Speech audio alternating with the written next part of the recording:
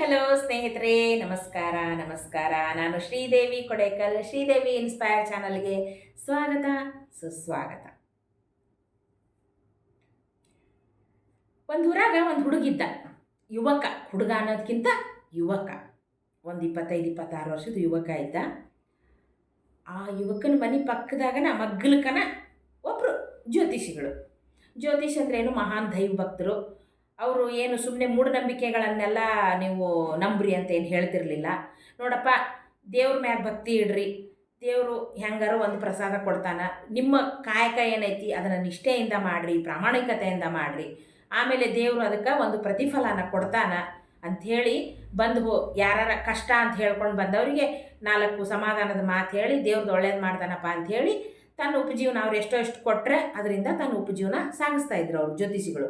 ಯಾವಾಗ್ಲೂ ಜಾಸ್ತಿ ಜನರಿಂದ ದುಡ್ಡು ಕಿತ್ಕೊಂಡು ಸುಳ್ಳು ಏನಾರು ಹೇಳೋದು ಅದನ್ನೆಲ್ಲ ಮಾಡ್ತಿರ್ಲಿಲ್ಲ. ಏನೋ ದೇವ್ರ ಮೇಲೆ ಭಾರ ಹಾಕ್ರಪ್ಪ, ನಿಮ್ಮ ಕಷ್ಟ ದೂರ ಆಗುತ್ತೆ ಅಂತ ಹೇಳಿ ಕಳಿಸೋರು ಅವರು. ಈ ಯುವಕ ಇದ್ನಲ್ಲ ಇವ್ ದಿನಾ ನೋಡ್ತಿದ್ದ, ಈ ಜ್ಯೋತಿಷಿಗಳು ಬರ್ತಾರೆ, ಬಂದವ್ರಿಗೆಲ್ಲ ದೇವ್ರ ಮ್ಯಾಗ ಭಾರ ಹಾಕ್ರಿ, ದೇವ್ರ ಇಟ್ಟಂಗೆ ಆಕೈತಿ, ನಿಮ್ಮ ಹಣೆ ಭಾರ ಈಗ ಒಂದು 4 ತಿಂಗಳು ನಿಮ್ಮದು ಟೈಮ್ ಚೆನ್ನಾಗಿಲ್ಲ ಅಂತ ಹೇಳ್ತಾರೆ. ಹೆಂಗಾರ ಮಾಡಿ ಇವ್ರ ಜ್ಯೋತಿಷನ ನಾನು ಸುಳ್ಳು ಮಾಡಿದೆ ಅಂತ ಮಾಡಬೇಕು, ಹೆಂಗಾರ ಮಾಡಿ ಇವ್ರಿಗೆ ಕಾಟ ಕೊಡಬೇಕು ಅಂತ ಡಿಸೈಡ್ ಮಾಡಿ ಒಂದಿನ ಮುಂಜಾನೆ ಅವ್ರ ಮನೆಗೆ ಹೋದ. ಏನ್ರಿ ಜ್ಯೋತಿಷಿಗಳೇ ಆರಾಮ ಅಂದ. ಬಾರಪ್ಪ ಆರಾಮದೀನಿ ಅಂತಂದ್ರು. ಆಮೇಲೆ ಸರಿ, ಮತ್ತು ನಮ್ಮದು ಒಂದು ಸ್ವಲ್ಪ ಜ್ಯೋತಿಷ ಹೇಳ್ಬೇಕಲ್ರಿ ಅಂತ. ಹೇಳೋಣ, ಅದಕ್ಕೇನೈತಿ ಅಂತ. ಏನು ಕಷ್ಟ ಬಂದೈತಿ ಹೇಳಿ ನಿನಗೆ? ದೇವ್ರು ಆರಾಮಾಗೇ ಇಟ್ಟಾನಲ್ಲ ನಿನ್ನ, ಏನು ಕಷ್ಟ ಬಂದೈತಿ? ನನಗೇನೋ ಕಷ್ಟ ಬಂದಿಲ್ಲರಿ ಜ್ಯೋತಿಷಿಗಳ, ನೀವು ಎಲ್ಲರಿಗೂ ನೀನು ಪ್ರಾಮಾಣಿಕವಾಗಿ ದುಡಿಯಪ್ಪ, ದೇವ್ರು ನಿನಗೆ ಕೊಡ್ತಾನ, ನಿನ್ನ ಹಣೆ ಬಾರ್ದಾಗ ಒಂದಿಷ್ಟು ದಿನ ನಿಮ್ಮದು ಟೈಮ್ ಚಲೋ ಇಲ್ಲ ಅಂತೆಲ್ಲ ಹೇಳ್ತಿರಲ್ಲ, ಅದು ಹೆಂಗಿದು? ನನಗೂ ಒಂದು ಅದ್ರ ಅನುಭವ ಆಗ್ಬೇಕಾಗೈತಿ, ನೀವು ನನಗೆ ಹೇಳಬೇಕು. ಆಯ್ತು ತಗೋಪ್ಪ, ಏನೈತಿ ನೋಡೋಣ ಅಂತಂದ್ರು ಅವರು. ನೀವು ಹೇಳೋ ಜ್ಯೋತಿಷ ಖರೇನ ಆಗಿದ್ರ ಇವತ್ತು ಮಧ್ಯಾಹ್ನದಾಗ ನಾ ಏನು ಊಟ ಮಾಡ್ತೀನಿ ಹೇಳ್ಬೇಕು ನೀವು. ಅಲ್ಲಪ್ಪ ತಮ್ಮ, ಜ್ಯೋತಿಷಿ ಊಟ ಮಾಡೋದು ನಿದ್ದೆ ಮಾಡೋದು ಎಲ್ಲ ಹೇಳೋದು ಅಲ್ಲದು, ಗ್ರಹಗತಿಗಳನ್ನು ಹೇಳೋಂಥದ್ದದು. ನಂಗೆ ಅದೆಲ್ಲ ಗೊತ್ತಿಲ್ಲರಿ ಜ್ಯೋತಿಷಿಗಳ. ನಾ ಮಧ್ಯಾಹ್ನದಾಗ ಏನು ಊಟ ಮಾಡ್ತೀನಿ ಅದು ಹೇಳಬೇಕು. ನಿಮ್ಮ ಜ್ಯೋತಿಷ್ ಕರೆ ಆಗಿತ್ತಂದ್ರೆ ಅದನ್ನು ಹೇಳ್ರಿ ನನಗೆ, ಇಲ್ಲಾಂದ್ರೆ ಸುಳ್ಳು ಅಂತ ಒಪ್ಕೋರಿ ನಾನು ಮುಂದೆ. ನೀವು ಯಾವ ಪೀಕ್ಲಾಟಕ್ಕೆ ತಂದಿಟ್ನಲ್ಲ ಅಂಥೇಳಿ ಜ್ಯೋತಿಷಿಗಳು ಏನು ಮಾಡಿದ್ರು, ಅವತ್ತು ಶನಿವಾರ ಇತ್ತು, ಆಂಜನೇಯನ ಮೇಲೆ ಭಾರ ಹಾಕಿ, ಆಂಜನೇಯ ನಾನು ಕಾಪಾಡಪ್ಪ ಅಂದು, ನೋಡಪ್ಪ ತಮ್ಮ, ನೀನು ಇವತ್ತು ಮಧ್ಯಾಹ್ನದಾಗ ಪಾಯಸ ಉಣ್ತಿ ಹೋಗು. ಪಾಯಸ ಉಣ್ತೀನ್ರೆ? ಹೌದು, ಪಾಯಸ ಉಣ್ತೀನಿ. ಉಣ್ಲಿಲ್ಲ ಅಂದ್ರೆ ಅಂದ. ಇಲ್ಲ, ಉಣ್ತೀನಿ ನೀನು, ಹೋಗಿ ನೀನು. ಅಷ್ಟು ಕಾನ್ಫಿಡೆನ್ಸಾಗಿ ಹೇಳ್ತಾರೆ ಉಣ್ತಿ ಅಂತೇಳಿ. ಹೆಂಗಾರ ಮಾಡಿ ಸುಳ್ಳು ಮಾಡ್ಬೇಕು ನಾನು ಅಂದು, ಆಯ್ತು ರೀ ಹಂಗಾರೆ ನೋಡೇ ಬಿಡೋಣ ಅಂತೇಳಿ ಅಂದು ಮನೆಗೆ ಹೋದ. ಅವ್ರವ್ವ ಬಾರತಮ್ಮ ಊಟ ಮಾಡ್ಬಾ ಅಂತ ಕರೆದ್ಲು. ಏನು ಮಾಡಿ ಬೇಯವ್ವ ಅಂತಂದ. ಬಾಯ್ ಶನಿವಾರ ಅಲ್ಲ, ಹನುಮಪ್ಪನ ವಾರ, ಪಾಯಸ ಮಾಡೀನಿ ಬಾ ಅಂತಂದ್ಲು. ಎಲ್ಲ ಪಾಯಸವೇ, ಮೊದಲು ಹೆಜ್ಜಿನ ಪಾಯಸ ಮಾಡಿ ಬೇ, ನಾವಲ್ಲೇ ಉಣ್ಣಕ್ವಲ್ಲೇ ಅಂತಂದ. ಒಂದು ಸ್ವಲ್ಪ ಕುಡ್ದು ಹೋಬಾ ಪಾಯಸನ ಅಂತ ಅಂದ್ಲ ಅವ್ರವ್ವ. ಇನ್ನು ಮನೆಯಾಗಿದ್ರೆ ಚಲೋ ಅಲ್ಲಿಕ್ಕೆ ನಮ್ಮವ್ವ ಪಾಯಸ ಕುಡಿ ಅಂತ ಬೆನ್ನು ಹತ್ತಾಳ ಅಂಥೇಳಿ ಮನೆ ಬಿಟ್ಟು ಹೊಂಟ. ಮುಂದ್ಕಾತ ಹೋದ. ಸ್ವಲ್ಪ ಅವ್ನ ಫ್ರೆಂಡ್ ಮನೆ ಇತ್ತು, ಗೆಳೆಯನ ಮನೆ ಇತ್ತು, ಅವ್ನು ಹೊರಗೆ ಕುಂತು ಊಟ ಮಾಡ್ತಿದ್ದ. ಏನು ಈಚೆ ಕಡೆ ಹೊಂಟಿಯಲ್ಲ ಅಂತಂದ. ಸುಮ್ಮನೆ ಹೊಂಟಿನಾಳ ಅಂತಂದ. ಊಟ ಆಗೈತನ ಅಂತ ಕೇಳ್ದ ಆ ಗೆಳೆಯ. ಇಲ್ಲಪ್ಪ ಊಟ ಆಗಿಲ್ಲ. ಬಾ ಹಂಗಾರೆ ನಮ್ಮ ಮನ್ಯಾಗ ಊಟ ಮಾಡ್ಬಾ ಅಂತಂದ. ಏನು ಮಾಡ್ರಿ ನಿಮ್ಮ ಮನ್ಯಾಗ ಅಂತ ಕೇಳ್ದ. ಇವತ್ತು ಶನಿವಾರ ಅಲ್ಲ, ನಮ್ಮವ್ವ ಪಾಯಸ ಮಾಡ್ಯಾಳ ಬಾ. ಎಲ್ಲ ಇಲ್ಲಿ ಪಾಯಸನ, ಅಲ್ಲೇ ಅವ್ರ ಮನ್ಯಾಗ ಅವರು ಪಾಯಸ ಮಾಡ್ಯಾಳ, ಇಲ್ಲಿ ಗೆಳೆಯನ ಮನ್ಯಾಗ ಅಲ್ಲಿ ಅವ್ರು ಪಾಯಸ ಮಾಡ್ಯಾರ ಶನಿವಾರ ಅಂತೇಳಿ. ಪಾಯಸ ಮಾಡ್ರ, ನಾವಲ್ಲೇ ಪಾಯಸ ಉಣ್ಣಕ್ಕೆ ನಾವಲ್ಲೇ ಅಂಥೇಳಿ, ಇನ್ನು ಇಲ್ಲಿದ್ರೆ ಸರಿ ಆಗೋದಿಲ್ಲ ಅಂಥೇಳಿ ಮತ್ತೊಂದು ಓಣಿಗೆ, ಮುಂದೆ ಓಣಿಗೆ ಹೋದ. ಆ ರೋಡ್ ಬಿಟ್ಟ ಮುಂದಿನ ರೋಡಿಗೆ ಹೋದ. ಹೊಂಟಿದ್ದ, ಅಲ್ಲಿ ಅವ್ರ ದೊಡ್ಡಪ್ಪನ ಮನೆ ಇತ್ತು. ಅವ್ರ ದೊಡ್ಡಪ್ಪ ಕಟ್ಟಿ ಮ್ಯಾಗ ಕುಂತಿದ್ದ. ಏನಪ್ಪಾ ಈಚೆ ಕಡೆ ಹೊಂಟಿ ಅಂದ. ದೊಡ್ಡಪ್ಪ ಹಿಂಗೆ ಹೊಂಟಿನ ನೋಡು ಅಂದ. ಬಾಬಾ ಹೋಗಿ ಅಂತಿ, ಮನ್ಯಾಗ ಪಾಯಸ ಮಾಡ್ಯಾರ ಕುಡಿದು ಹೋಬಾ ಅಂತ. ಯಪ್ಪ ಯಾಕ ಜ್ಯೋತಿಷಿ ಮಾತ ಕರೆ ಆಗುವಂಗೈತಲ್ಲ, ಎಲ್ಲಿ ಹೋದ್ರು ಈ ಪಾಯಸ ಗಂಟು ಬಿತ್ತಲ್ಲ ನನಗೆ ಬೆನ್ ಬಿಡುವಂತ. ಮನ್ಯಾಗ ಅವರು ಪಾಯಸ ಮಾಡ್ಯಾಳ, ಅವ್ನ ಫ್ರೆಂಡ್ ಮನ್ಯಾಗ ಪಾಯಸ ಮಾಡ್ಯಾರ, ಇಲ್ಲಿ ದೊಡ್ಡಪ್ಪನ ಮನ್ಯಾಗೂ ಪಾಯಸ ಮಾಡ್ಯಾರ. ಇದು ಹಿಂಗಾದ್ರೆ ಊರಾಗ ಎಲ್ಲರ ಮನ್ಯಾಗೂ ಪಾಯಸ ಮಾಡಿದ್ದಂಗೆ ಅದಾರ. ಇವತ್ತು ಊರಾಗ ಇರೋದು ಬ್ಯಾಡ ನಾನು ಅಂಥೇಳಿ ಬಡ ಬಡ ಏನು ಮಾಡಿದ, ಊರು ದಾಟಿ ಹೋಗ್ಬಿಟ್ಟ.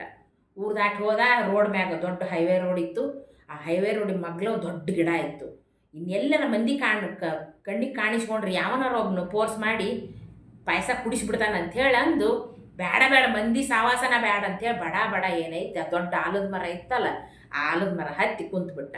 ಸಂಜೆ ತನ ಈ ಗಿಡ ಇಳಿಯೋದು ಬೇಡ, ನಾನು ಅದು ಯಾರು ಬಂದು ನನಗೆ ಪಾಯಸ ಕುಡಿಸ್ತಾರೆ ನೋಡೇ ಬಿಡೋಣ ಅಂತಂದು ಕುಂತ.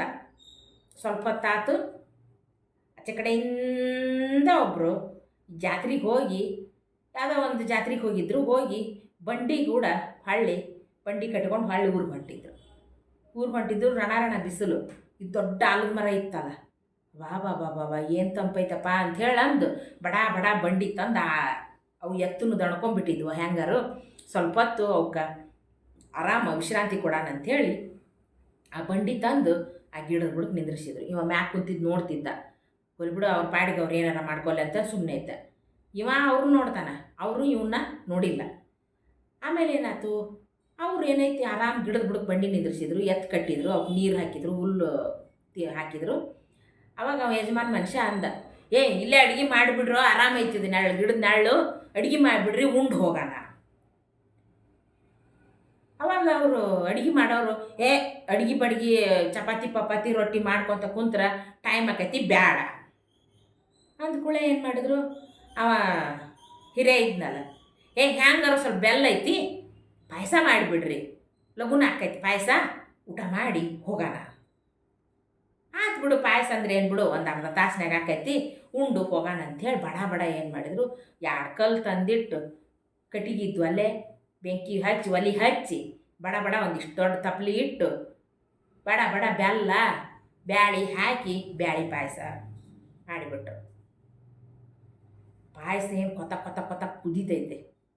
ಇನ್ನೇನು ಗಮ್ಮಂತ ಪಾಯಸದ ವಾಸನೆ ಹಂಗೆ ಆಹಾ ಏನು ಒಂದು ಪರಿಮಳಕ್ಕೆ ತಿಂದು ಬಿಡ್ಬೇಕು, ಅಷ್ಟು ಪಾಯಸದ ಗಮ್ಮಂತ ಬರ್ತಿತ್ತು ಪರಿಮಳ. ಅವರು ಇವ್ರು ಯಾರು ಯಾತ್ರಿಕರು ಇನ್ನೇನು ಪಾಯಸ ರೆಡಿ ಆಯಿತು, ಉಂಡು ಕೊಳ ಕಟ್ಕೊಂಡು ಹೋಗ್ಬಿಡೋಣ ಅಂತ ಅನ್ನೋಷ್ಟೊತ್ತಿಗೆ ಅಲ್ಲಿ ದೂರದಿಂದ ಒಂದಿಷ್ಟು ಜನ ಕುದುರೆ ಮ್ಯಾಗ ಬರೋ ಸೌಂಡ್ ಕೇಳಿಸ್ತವ್ರು, ಟಕ ಟಕ ಟಕ ಟಕ ಟಕ ಅಂತೇಳಿ. ಅವ ಹಿರೇ ಮನುಷ್ಯ ಇದ್ನಲ್ಲ, ಅವರು ಆ ಯಾತ್ರಿಕರೊಳಗೆ ಒಬ್ಬ, ಅವಂಗೆ ಕಿವಿ ಕೇಳಿಸ್ತು, ಇಲ್ಲೂ ದೂರದಿಂದ ಕುದುರೆ ಸಪ್ಪಳ ಕೇಳಿಸಾಕ್ತೈತಿ.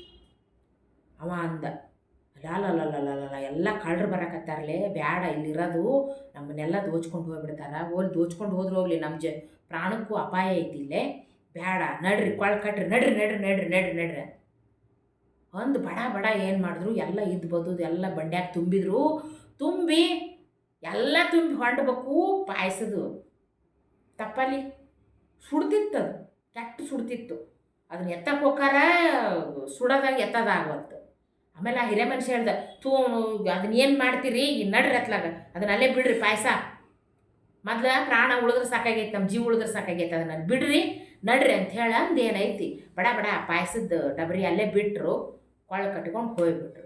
ಇವ ಮ್ಯಾಗ ಕುಂತ್ಕೊಂಡು ಎಲ್ಲ ನೋಡ್ತಿದ್ದ. ಎಲ್ಲ ಇಲ್ಲಿ ಪಾಯಸ ಮಾಡಿದ್ರ ಇವರು, ನಾನು ತಿನ್ನ, ಅದು ಆ ಪರಿಮಳಕ್ಕೆ ಅವಂಗ ತಿನ್ನಂಗೆ ಅನ್ಸಾಕತ್ತೈತೆ, ಅದನ್ನು ಕೆಳಗೆ ಇಳಕ್ಕೆ ತಿಂದು ಬಿಡ್ಲೇನು ಅಂತಾನೆ. ನಾ ತಿನ್ನಲ್ಲ ಕಂಟ್ರೋಲ್. ಆಮೇಲೆ ಅವರು ಬಡ ಬಡ ಬಂಡಿ ಕಟ್ಕೊಂಡು ಹೋಗ್ಬಿಟ್ರು ಅವರು.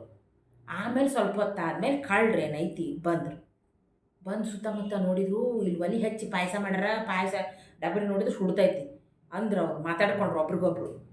ನೋಡಿ ಈಗ ಬಂದು ಪಾಯಸ ಮಾಡ್ಯಾರ, ತಿನ್ಬೇಕು ಅನ್ನಷ್ಟೊತ್ತಿಗೆ ನಮ್ಮ ಸಪ್ಪಳ ಕೇಳಿ ಓಡಿ ಹೋಗ್ಯಾರ. ಅವರು ಪಾಯಸ ಮಾಡಿ ಇಲ್ಲಿಟ್ಟು ಓಡಿ ಹೋಗ್ಯಾರ, ನಾವು ಬರೋ ಸೌಂಡ್ ಕೇಳಿ ಓಡಿ ಹೋಗ್ಯಾರ ಅಂದ್ರೆ ನಮ್ಮನ್ನು ಸಾಯಿ ಬಡಿಯಾಕನ ಇಲ್ಲಿ ಬಿಟ್ಟು ಓಡಿ ಹೋಗ್ಯಾರ ಅವರು. ಇದ್ರಾಗ ವಿಷ ಬೆರೆಸಿ ನಾವು ಕುಡಿತೀವೇ ಇಲ್ಲ ಅಂಥೇಳಿ ನೋಡಾಕ ಇಲ್ಲೊಬ್ಬನ ಇಟ್ಟಾರ ಕಾಣಿಸ್ತೈತೆ. ಅವರು ಇಟ್ಟು ನಾವು ಕುಡಿಲಿ, ನಾವು ಸಾಯ್ಲಿ ಅಂಥೇಳಿ ಪಾಯಸ ಇಲ್ಲಿಟ್ಟು ಹೋಗ್ಯಾರ. ಅಂತ ವಿಚಾರ ಮಾಡಿದ್ರು ಅವರು. ವಿಚಾರ ಮಾಡಿ ಏನು ಮಾಡಿದರು, ಸುತ್ತಮುತ್ತ ನೋಡಿದ್ರು ಯಾರ್ಯಾರು ಇಲ್ಲ. ಬಹುಶಃ ಅವ್ರಿಗೊಂದು ಡೌಟು, ನಾವು ಸಾಯ್ತೀವೇ ಇಲ್ಲ ಅಂತ ನೋಡೋಕೆ ಇಲ್ಲೊಬ್ಬನ ಯಾರನ್ನಾರು ಇಟ್ಟಿರ್ತಾರಂತ ಡೌಟ್ ಅವರಿಗೆ. ಸುತ್ತಮುತ್ತ ನೋಡಿದ್ರು ಯಾರ್ಯಾರು ಇಲ್ಲ. ಆಮೇಲೆ ಅದ್ರಾಗ ಒಬ್ಬ ಹಿಂಗೆ ಮ್ಯಾಲೆ ನೋಡ್ತಾನ, ಇವ ಮ್ಯಾಲೆ ಕುಂತ್ಬಿಟ್ಟಿದ್ದ. ಏಯ್ ಕೆಳಗಿಳಿ, ನಾನಲ್ಲ ಅಂತ. ಇಳಿತೇನ ಹೇಳದ. ಹಾಂ, ನಮ್ಮನ್ನು ಸಾಯಿ ಬಡಿಯಾಕೆ ಇಲ್ಲಿ ಪಾಯಸ ಮಾಡಿ ಅದ್ರಾಗ ವಿಷ ಬೆರೆಸಿ ಇಟ್ಟಿರ ನೀವು? ಕುಡಿ ನೀ ಫಸ್ಟ್, ಕುಡಿ ನೀನು. ಏನಾವಲ್ಲೆ ಅಂತ, ಒಲ್ಲೆ ಅಂತಂದ್ರೆ ವಿಷ ಐತಿದ್ರಾಗ, ಕುಡಿ ನೀನು. ಏನಾವಲ್ಲೆ, 4 ಮಂದಿ ಇದ್ರಲ್ಲ ಅವರು. ಬಾಯಿ ಇಲ್ಲೇ ಅವ ಒಲ್ಲೆ ಅಂತಾನ ಅಂಥೇಳಿ ಅವನೇನೈತೆ ಅಡ್ಗೆಡಿವಿ. ಇಬ್ರು ಕೈಕಾಲು ಹಿಡಿದ್ರ ಒಂದು, ಒಬ್ಬ ಏನೈತಿ ಅದನ್ನು ಒಂದು ಮಗ್ನಾಗ ತುಂಬಿಕೊಂಡು ಬಾಯಿಗೆ ಒಲ್ ಅಂದ್ರೂ ಬಾಯಾಗ ಚೊಂಬಗಟ್ಲೆ ಪಾಯಸ ಹಾಕಿದ್ರ ಅವನ ಬಾಯಿಗೆ. ಕುಡ್ದ.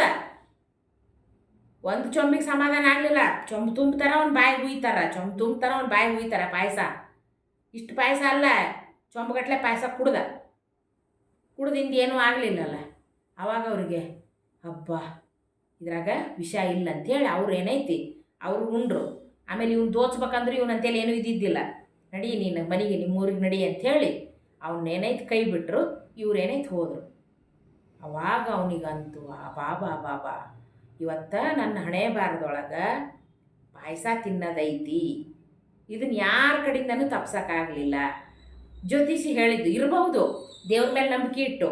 ಆದ್ರೆ ವಿಧಿ ಬರಹ ಅನ್ನೋದು ಇರ್ತೈತಲ್ಲ, ವಿಧಿ ಬರಹ ಆಲ್ರೆಡಿ ಬರೆದು ಬಿಟ್ಟಿರುತ್ತಲ್ಲ, ಅದು ಯಾರು ತಪ್ಪಿಸಿದ್ರೂ ತಪ್ಸೋಕ್ಕಾಗಂಗಿಲ್ಲ. ಯಾವುದೋ ಒಂದು ರೂಪದೊಳಗೆ ನಮ್ಮನ್ನು ಬಂದು ಇವತ್ತು ಹಿಂಗಾಗಬೇಕು, ನಮ್ಮ ಜೀವನದಲ್ಲಿ ಏನೋ ಒಂದು ಘಟಿಸ್ಬೇಕು, ಏನೋ ಒಂದು ನಡಿಬೇಕು ಅಂತಂದರೆ ಅದು ನಡೆದೇ ನಡೆಯುತ್ತೆ. ಯಾವ ರೂಪದಲ್ಲಾದರೂ ಬಂದು ನಮ್ಮ ಜೀವನದಲ್ಲಿ ಒಳ್ಳೇದಾಗೋದಿತ್ತಂದ್ರೆ ಒಳ್ಳೇದಾಗೇ ಆಗುತ್ತೆ. ಅಥವಾ ಏನೋ ಒಂದು ಅವಘಡಗಳು ಸಂಭವಿಸ್ಬೇಕಿತ್ತು ಅಂದ್ರೆ ಅವಘಡಗಳು ಸಂಭವಿಸ್ತವೆ ಅನ್ನೋದಕ್ಕೆ ಇದು ಒಂದು ಕಥೆಯನ್ನು ನಾನು ಇದನ್ನು ಶಿವ ಉಮೇಶ್ ಅವರು ಒಂದು ಯೂಟ್ಯೂಬಲ್ಲಿ ನಾನು ಕೇಳಿದ್ದೆ. ಇದು ನನಗೆ ಭಾಳ ಇಷ್ಟ ಆಯ್ತು. ಇದು ಕತೆ ಒಂಥರ ಚೆನ್ನಾಗಿರ್ತಿದ್ದು, ಅದಕ್ಕೆ ನಾನು ನಿಮ್ಮ ಹತ್ರ ಹಂಚ್ಕೋಬೇಕು ಅಂತ ಅಂದ್ಕೊಂಡೆ. ಇದಕ್ಕೆ ಸಂಬಂಧಪಟ್ಟಂಗೆ ವಿಧಿ ಲಿಖಿತ ಅಂತ ಬಂತಲ್ಲ, ಇದಕ್ಕೆ ಸಂಬಂಧಪಟ್ಟಂಗೆ ಒಂದು DVG ಅವರು ಕಗ್ಗ, ಬಹುಶಃ ಇದನ್ನು ಎಲ್ಲರೂ ಕೇಳಿರ್ತೀರ. ಇದು ಅಂತಹ ಒಂದು ಜನಪ್ರಿಯವಾದಂಥ ಒಂದು ಕಗ್ಗ. ಇದು ವಿಧಿ ಲಿಖಿತ ಅನ್ನೋದು ಹೆಂಗಿರುತ್ತೆ ಅಂತಂದರೆ, ಬದುಕು ಜಟಕ ಬಂಡಿ ವಿಧಿ ಅದರ ಸಾಹೇಬ, ಬದುಕು ಜಟಕ ಬಂಡಿ ವಿಧಿ ಅದರ ಸಾಹೇಬ, ಕುದುರೆ ನೀಂ ಅವನು ಪೇಳ್ದಂತೆ ಪಯಣಿಗರು, ಕುದುರೆ ನೀಂ ಅವನು ಪೇಳ್ದಂತೆ ಪಯಣಿಗರು, ಮದುವೆಗೋ ಮಸಣಕೋ ಹೋಗೆಂದ ಕಡೆಗೋಡು, ಪದಕುಸಿಯ ನೆಲವಿಹುದು ಮಂಕುತಿಮ್ಮ, ಮದುವೆಗೋ ಮಸಣಕೋ ಹೋಗೆಂದ ಕಡೆಗೋಡು, ಪದಕುಸಿಯ ನೆಲವಿಹುದು ಮಂಕುತಿಮ್ಮ. ಬದುಕು ಜಟಕ ಬಂಡಿ, ಬದುಕು ಜಟಕ ಬಂಡಿ ವಿಧಿ ಅದರ ಸಾಹೇಬ, ಕುದುರೆ ನೀಂ ಅವನು ಪೇಳ್ದಂತೆ ಪಯಣಿಗರು, ಮದುವೆಗೋ ಮಸಣಕೋ ಹೋಗೆಂದ ಕಡೆಗೋಡು, ಪದಕುಸಿಯ ನೆಲವಿಹುದು ಮಂಕುತಿಮ್ಮ, ಪದಕುಸಿಯ ನೆಲವಿಹುದು ಮಂಕುತಿಮ್ಮ. ನೋಡಿ, ನಮ್ಮ ಜೀವನ ಅನ್ನುವಂಥದ್ದೊಂದು ಜಟಕಾ ಬಂಡಿ ವಿಧಿಯದರ ಸಾಹೇಬ ಅಂದರೆ ನಮ್ಮ ವಿಧಿ ಲಿಖಿತ ಅದರ ಸಾಹೇಬ ಅಂದರೆ ಅದನ್ನು ನಡೆಸುವಂತಹ ಮಾಲೀಕ. ಕುದುರೆ ನೀಂ ಅವನು ಪೇಳ್ದಂತೆ ಪಯಣಿಗರು. ನೋಡ್ರಿ, ನಾವೆಲ್ಲ ಏನಂದರೆ ಕುದುರೆಗಳು. ಅವನು ಹೆಂಗೆ ಹೇಳ್ತಾನೋ ಹಂಗೆ ಹೋಗ್ತಾ ಇರ್ಬೇಕು ನಾವು ಅಷ್ಟೇ. ಆ ಮಾಲೀಕ, ವಿಧಿ ಅನ್ನೋ ಮಾಲೀಕ ನಮ್ಮನ್ನು ನಡೆಸ್ತಾ ಇದ್ದಾನಲ್ಲ, ಅವ್ನು ಹೆಂಗೆ ಹೇಳ್ತಾನೋ ಹಂಗೆ ಹೋಗ್ತಾ ಇರಬೇಕು. ಕುದುರೆ ನೀಮ್, ನಾವೆಲ್ಲ ಕುದುರೆಗಳು. ಆ ಒಂದು ಬದುಕು ಅನ್ನುವಂಥ ಜಟಕಾ ಬಂಡಿಗೆ ಕಟ್ಟಿರುವಂಥ ಕುದುರೆಗಳು ನಾವು. ಆ ಮಾಲೀಕ ಹೆಂಗೆ ನಡೆಸ್ತಾನೋ ಹಂಗೆ ಹೋಗ್ತಾ ಇರಬೇಕು. ಮದುವೆಗೋ ಮಸಣಕೋ ಹೋಗೆಂದ ಕಡೆಗೋಡು. ಗೊತ್ತಿಲ್ಲ, ನಾವು ಹೋಗ್ತಾ ಇದ್ದೀವಿ. ಆ ವಿಧಿ ಸಾಹೇಬ, ನೀನು ಮದುವೆಗೆ ಹೋಗು ಇವತ್ತಂದರೆ ಮದುವೆಗೆ ಹೋಗಬೇಕು, ಇಲ್ಲ ಮಸಣಕ್ಕೆ ಹೋಗಂದರೆ ಸ್ಮಶಾನಕ್ಕೆ ಹೋಗಬೇಕು. ಹಾಗೆ ವಿಧಿ ಲಿಖಿತ ಅನ್ನೋದು ಯಾರಿಗೂ ತಪ್ಪಿದ್ದಲ್ಲ. ಅದು ಏನಂದರೆ ಯಾರಿಂದನೂ ತಪ್ಸೋಕ್ಕಾಗೋದಿಲ್ಲ. ಸ್ವತಃ ಹಣೆ ಬರಹವನ್ನು ಬರೆದಂಥ ಬ್ರಹ್ಮನಿಗೂ ಕೂಡ ಹಣೆ ಬರಹವನ್ನು ಚೇಂಜ್ ಮಾಡೋಕ್ಕೆ ಸಾಧ್ಯ ಇಲ್ಲವಂತೆ.